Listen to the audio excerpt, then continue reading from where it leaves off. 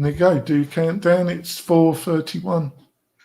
3, 2, 1. Welcome back, ladies and gentlemen, to the Mail Right Show. Today, we're going to talk about the lead journey. The actual title of the show is Authentic Information About Hot Real Estate Leads and Lead Generation in 2024. In other words, what you really need to know about generating an actual warm lead. Forgive me for all the motion here. My cat has decided to do some acrobatics in front of me, and I'm having to calm him down. Anyway, so with no further to do, before we get really deep into the subject, why don't and we stop talking about my cat? Well, at least you're not going to shoot your cat. No, love my animals. So it's dogs and goats that you don't like. I like animals in general, actually. Yeah, As long as they don't, interfere with the things I'm trying to do, which of course that's what they want to do most at all times. Yeah. But having said that, why don't you go ahead and introduce yourself to all the people that might be listening to the show today? That's fantastic, Rob. I'm the joint founder of mail-right.com. We build beautiful websites on WordPress, plus we provide a CRM, landing pages, email, text outreach, and a lot more, all in one great value package. Back over to you, Robert. Awesome sauce. Ladies and gentlemen, I'm the founder of Inbound REM. It's a content marketing, storytelling based platform. I've got what I'm well known for is being a real estate SEO authority. So without any further ado, and if you'd like to figure out anything about me, for those of you that are watching the show, you already know how, because I wear my own swag on the show every day. I'm very impressed, Rob. So without any further to do, we're going to jump into this subject, which is an interesting and good one, and yet once again, a second time in less than 60 days that John has come up with a completely unique topic, one that we've never discussed before. So buckle up. Number one, how understanding how a lead funnel would work in 2024. So one of the things I want to ask you is, you obviously feel like things are changing, or you've been putting in the date a lot. And I agree with you if that's the direction that you're headed. So do you feel like this is information that might be different than information that you would have handed out to people in 2022? Let's start there.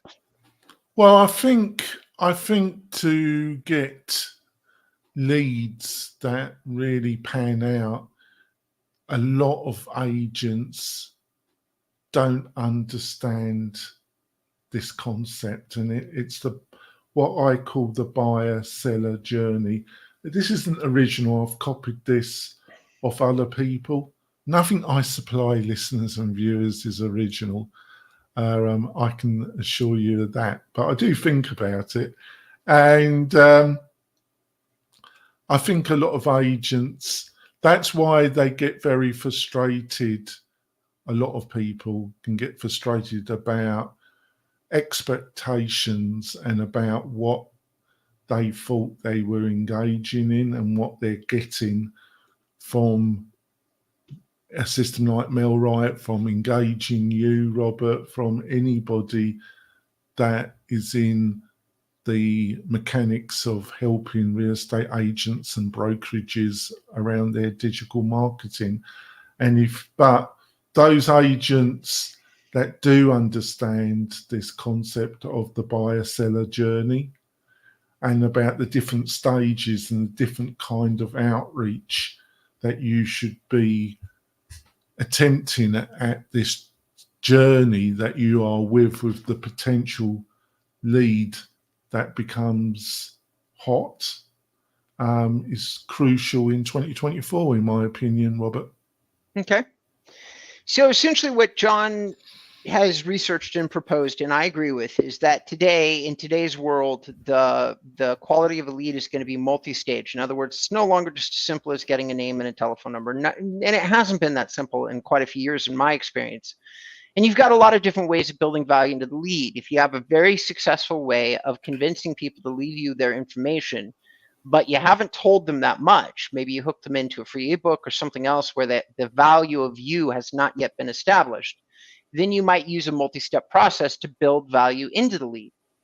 Once they're already technically a lead.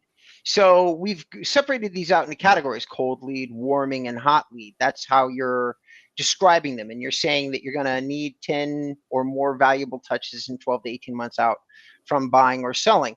I once again agree with you. So catching somebody high upstream in terms of the intent funnel might be like an example of the best home buyer's guide, a manual to buying a home in 2024. As an example, like you're catching somebody way upstream, housewife, somebody like that. Not that that exists all that much anymore, but somebody who is doing the shopping and is interested to learn how they would navigate the best, rates and so on and so forth. And in that process, you'd move on to number 2 on this list, which is storytelling, working, and connected to turning cold into warming leads. So, John, why don't you go ahead and explain what you learned while you were researching for the subject? Joseph Campbell, video newsletters, so on and so forth. Well, I've kind of always been influenced by Jungian psychology myself, and people were going to wonder what the hell is he going on about. But I have Jungian psychology has influenced me, and I think it influenced a great writer called Joseph Campbell, and he wrote this book. I haven't read it. I've listened to it on audiobook. It is a bit long-winded. I wouldn't say he's in my opinion, the greatest writer, but he had this concept which is kind of Jungian based, in my opinion, based on archetypes, that every story, every film, mini series, novel, basically has about 4 or 5 different fundamental storylines to it. And a lot of Western culture and Western written material, and then in the 20th century film and television, is based on the hero's journey, where the hero goes through different stages of this journey. And I think you can apply it to the buyer or seller journey. And what a lot of agents don't understand with digital leads is their perception is that all the leads that digital, and it does depend where the lead comes from digitally. If it's coming from Google search, the intent is probably going to be higher than if they came from Facebook or they came from some other digital way of getting them into your CRM, your list. But even then, a lot of the people that you initially contact, they're going to be on a kind of journey. They're not going to be in the stage to engage with you and lead directly to a check. And this inability of a lot of agents, in some ways understandable if you're desperate and you need a commission check ASP, you're not going to understand it because you're not in the position to be able to understand this. But the agents that are not under such pressure, that have got a bit of leeway, they might not be able to verbalize this so clearly, but I think instinctively they do understand that they're on a kind of journey, and their leads are at different stages of this journey. Copy you. All right, let's see if I can interpret that. You went down a lot of rabbit holes, and I think that if we're going to go down some of these rabbit holes, we should probably talk about storytelling in a separate podcast. Okay, but I'm going to say that the way that I understood what you're saying next week is you got to put the consumer in the position of the hero on the journey.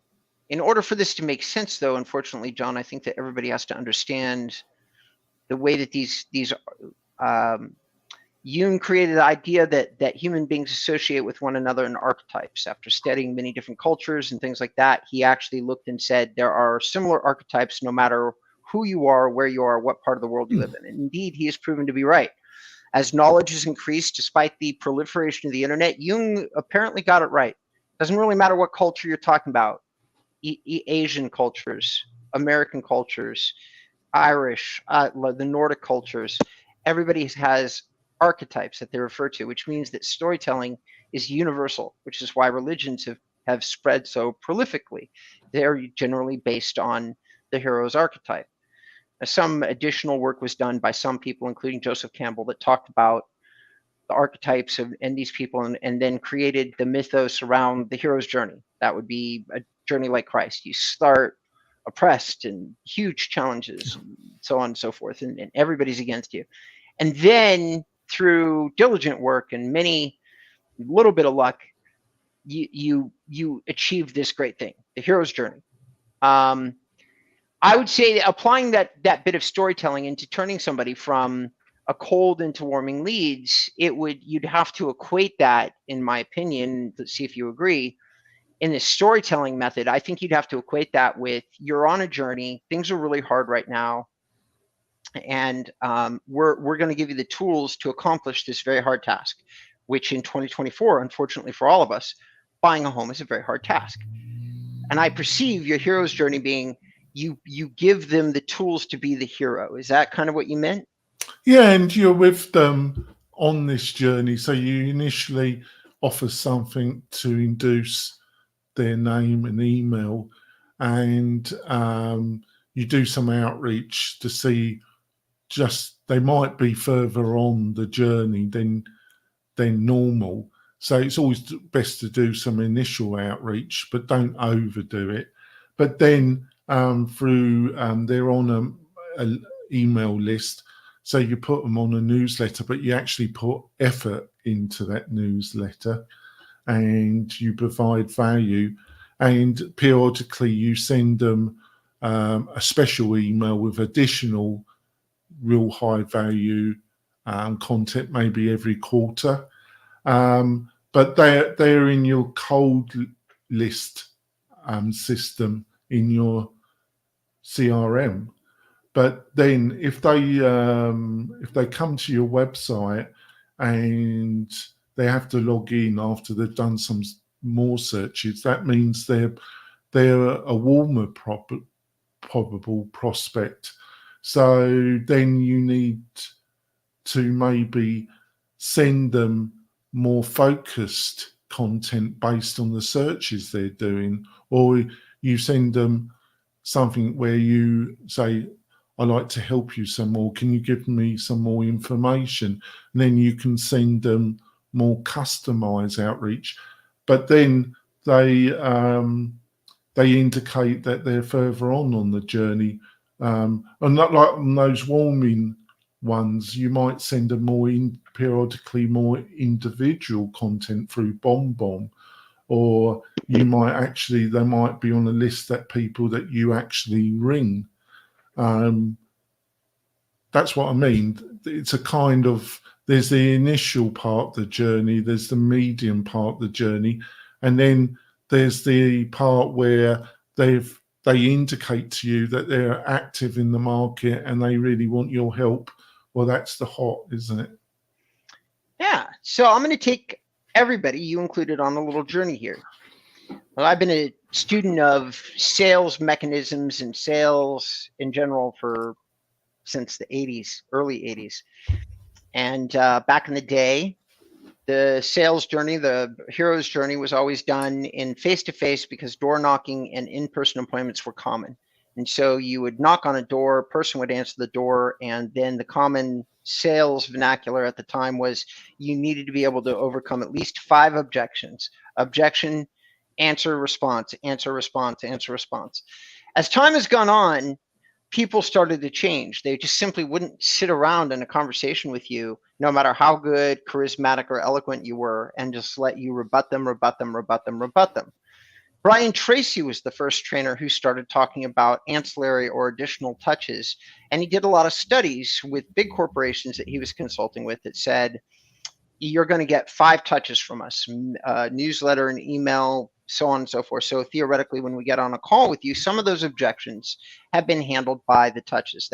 He had to explain modern marketing in a way that all the people who are used to the old vernacular of door knocking and overcoming 5 objections would understand and not fight against, because it was so thoroughly trained into all of us that you're supposed to stay on that conversation or rebut over and over and over and over and over again until somebody said yes or gave you a final no. Well, I think that if we were to do a study today, we discover that people are very similar to thermometers or bank accounts, and those touches that John is suggesting, probably you need more like 5, 6, 7, 8, 9, 10.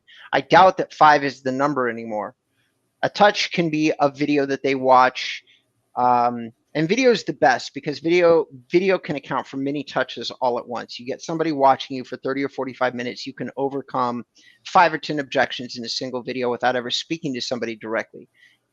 Modern marketing has changed. We are now, all of us, capable of doing TV commercials and doing infomercials, and we have to cleverly impart that information so that somebody doesn't turn us off. And if we do that successfully, very similar to infomercials, we oftentimes can do 5 or 10 objections. However, the old marketing analogy that Coca-Cola and all the big corporations have done, the reason that they do commercials and billboards and cans and things like that, I don't know that most people understand this. There's something called name familiarity or psychological familiarity, which is where we observe things in the background of our mind without ever responding to them. It's no longer direct response marketing. It's simply name brand or brand recognition marketing. Most people don't realize that that kind of marketing takes 10 or 20 times. I get calls and emails from all the time from people saying that they've already spoken to me, and they haven't. What they have done is probably seen my website. So when you see a website that has 780,000 impressions, but maybe 22,000 clicks, which I get all the time, you think to yourself, the 780,000 impressions is a waste of time. Wrong. You're getting people, you're warming people up as they see your URL in search results, and you might have to warm them up 10, 20, 30 times. The way I perceive your comments is very similar. The more important or directly aimed the piece of media is, such as an email sent directly to a person or a video, the faster that person warms up, going from cold to warm to hot. Hot being, are they willing to talk to you and have a long conversation with you about whatever it is that you're doing? I think that you are correct. You listed a few things which we're going to get into. We're going to go to a break and we're going to come back. And when we come back, we're going to talk about some of the touches, because John did get specific in many different touches that he listed, and I might add a few too, John, about how you can touch people, give people that impression, warm them up, why that's important, what size should you be as you consider these different methods of warming somebody up, because some of these methods require expense and time. So if you're brand new directly into real estate, probably not for you. Some of these touches require nothing at all and might be interesting to some of you. So we'll be right back. We're going to go to a break. I want to thank Inbound REM and MailRight for sponsoring today's show. They've been very generous to us. And if you'd like to check them out, you can go to mail-right.com or inboundrem.com. And if you do us all a favor and tell our sponsors how much you appreciated the content of the show today, we'd love you for it. All right, we're coming right back at you.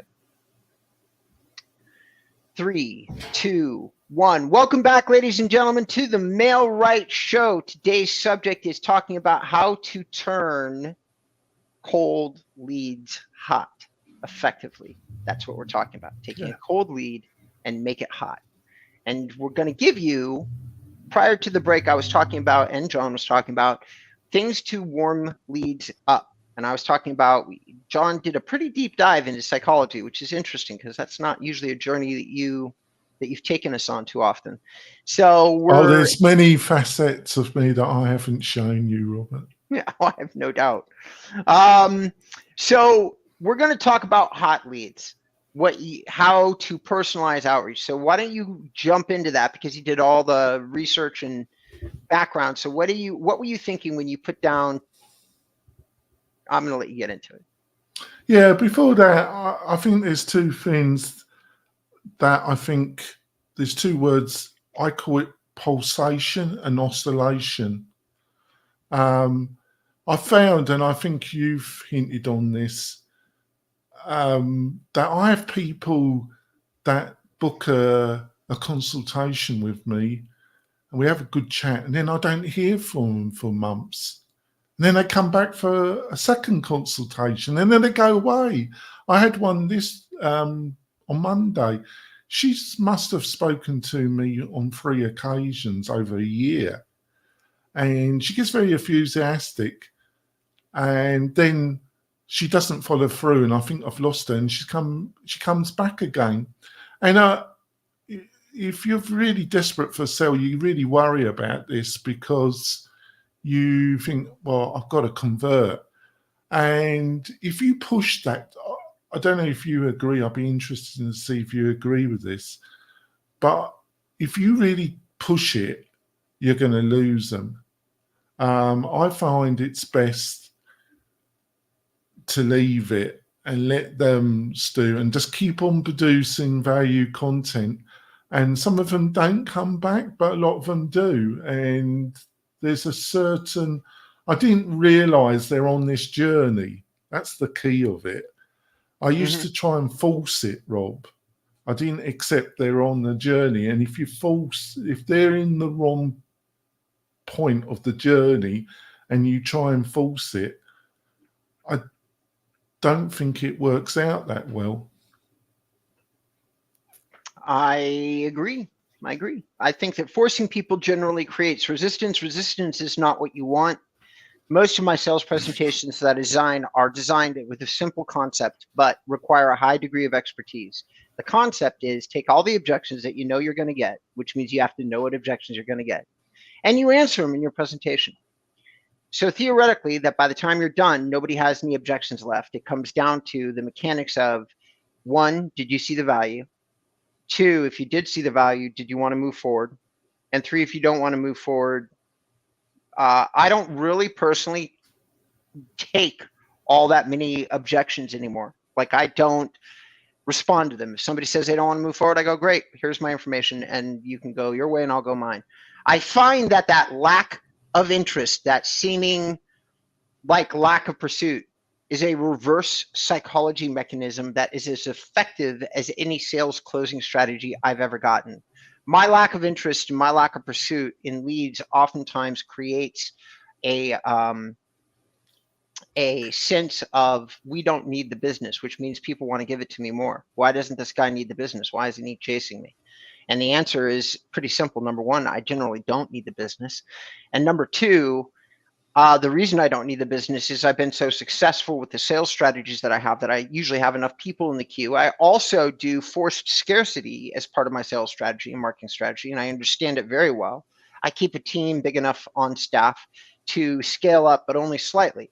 So if we have a slightly bigger sales month than we were expecting, 1 or 2 additional clients, we run out of room to do projects. There's no joke. Like, that's not me bullshitting.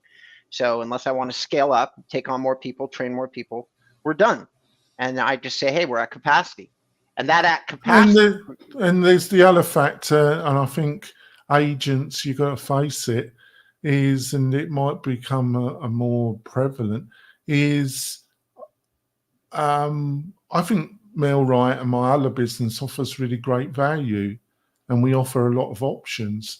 But there's a lot of people get fixated. They're looking for a certain level of outcome, a certain level of website or a certain level of service, and their budget doesn't meet their fixation about a certain level of thing they're looking for. And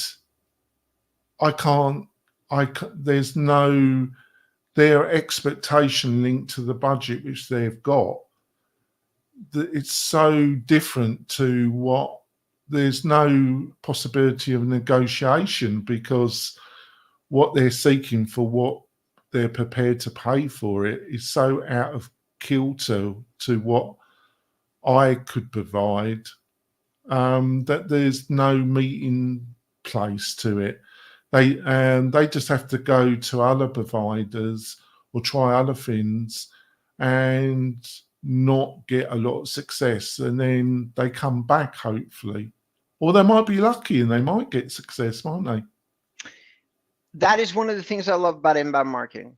My job, my funnel to warm my leads up is to take the uneducated purchaser of services like mine and educate them. And if they follow along with my content, eventually they arrive at my doorstep educated in what is a reasonable expectation. It takes a lot of work and effort to produce content like that because you generally have to really show people a lot of proof in today's world. You can't just say, you can just randomly expect this from Boomcat. They don't believe you. They won't believe you because you're a competitor. So you got to show them, have like a login, look at the leads, talk to customers, do all that stuff. But once you do that, your client gets educated by you, which builds up trust. You answer the question, and by the time they walk through the door, they have a reasonable expectation. But I do find that the clients that the sales calls that I find hard for me to take, John, are ones that actually respond cold to an email. They don't do any research. They don't watch any of my videos. They simply get an email from me that they barely even remember how they got on my email list. And then they call me because I happen to have the perfect subject line for them. And now I'm on the phone with somebody who doesn't know me, doesn't know what we do, doesn't know what the pricing is, and just like, I want leads. And some of the time, they really do want you to wave a magic wand and put warm leads into their inbox for, if they could get it, they would go, I'll give you $100. Give me 5 highly qualified leads. Thank you. And you're like, are you kidding me? I get you. No. But get on to the Pacifics, but I thought that I should point that out. But I'm talking about the warm. They've got into your funnel by advertising, by content marketing. They've seen you on Instagram. They've come across one of your videos, and the way you keep them from make them warm is through your newsletter, through the videos you produce, the stuff you put on Instagram, all the ways that you might touch them these 5 to 10 times on their seller or buyer journey. And it could be in your newsletter, there will be a deal of a week, a property that you think would be interesting to your list, and then you can make a video of it, which then you share on your Facebook and on Instagram. The news of the real estate market, a monthly synopsis of where the local market is, because real estate is local. So that has value, and it also increases that you're seen as the professional that has interest in the market. You're not just one of these that just wants the commission check. You actually provide some value. Local things to do, that's more abstract, but it's content. And you can also build relationships with other local business owners by doing that. And retargeting, it's one of the most cost-effective ways if you're going through Facebook, or mostly Facebook and Instagram, to some degree also Google. These are all ways of turning your cold leads into more warm leads. And so they're still engaged with you, where they do that outreach, where they give you signs by coming to your website and signing in to do searches and that, and then they're warm, and you do more. You phone them up, you send bonbon emails. A lot of agents just don't understand this journey, Robert. I agree, and I think that the sooner, listen, talking about taking a warm lead to cold, inbound marketing is really all about presenting value. And your main objective as an inbound marketer is just getting people to tune into your content. you're really not encouraging them to call you at any particular time. You're not inundating them with anything like a request. You're just saying, here's good, helpful information. Here's good, helpful information. Here's good, helpful information if you're looking for real estate or lifestyle or the best restaurant in the area you're thinking about moving to, or maybe you're coming out to this area to explore it slightly. Well, here's some cool schools to check out, some cool parks to go to, things that I think that you enjoy that is part of the lifestyle. And then, oh, by the way, if you want to talk about houses, I happen to be an expert in colonial or modern, whatever, right? You talk about, you focus on the useful, and that, if people tune into you, if they engage, however you get the information to them, whether they subscribe to your YouTube channel, your Facebook, or your email list, or your however, Twitter, whatever it is, as long as they're tuning into you and you're giving them value information, what I hear you describing is the psychological stepping stairs of, I am getting to know you, getting to know you, getting to know you, getting to like you, getting to like you, getting to like you. And now I am perceiving you as a person I'm going to talk to for sure when I get ready to do X. That's inbound. That's warming somebody up to the point that by the time they call you, they're usually better than a referral. In terms of lead quality, ROI, and conversion, they're better than a referral. And so it's an interesting, and I love the digital age because it makes inbound marketing infinitely possible, which is a lot of what you're talking about. But you also can do lead nurturing through low quality lead acquisition, which is another subject. We're just considering that introduction differently.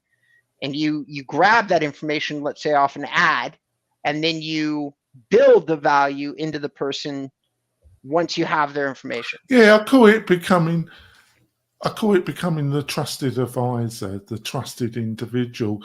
There's other mythologies in real estate where they kind of link it, and I find it, maybe because I'm English and the culture that I come from, they move it on to a step where they kind of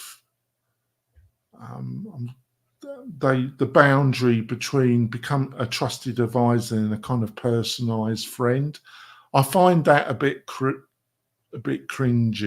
I don't particularly, but I do think it's really important through this process, this journey, the buyer-seller journey, the hero's journey, to be seen as the trusted advisor, to be seen as the source around your speciality.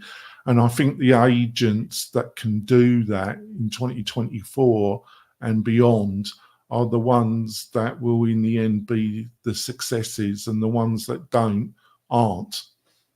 I agree with you. All right, it's been an interesting show, ladies and gentlemen. We hope you enjoyed it. We're going to wrap up.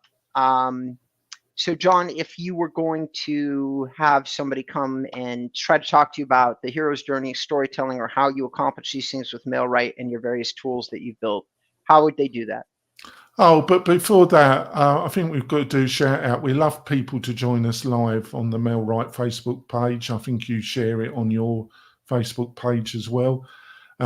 Join us live with any questions, or you can go to the MailRight YouTube channel and you can answer questions. We do this at 2 p.m. Pacific Standard Time every Thursday. And if you've got any questions, we will attempt to answer them during the show. And so that should be fun.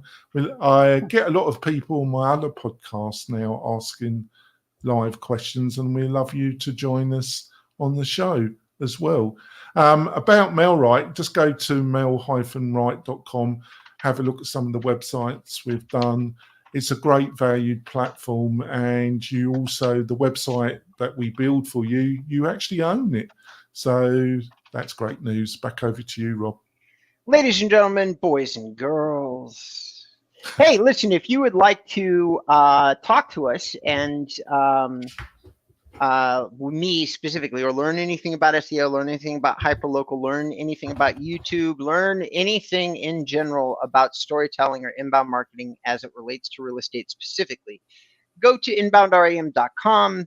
I have copious amounts of free books, free information, no forms, no lockout, no anything that you have to sign up for. You just go and you should learn everything that you need to know about inbound marketing in 2024. All right, that's it. Thank you so much, everybody, for tuning in. I really appreciate it, and I think John does too.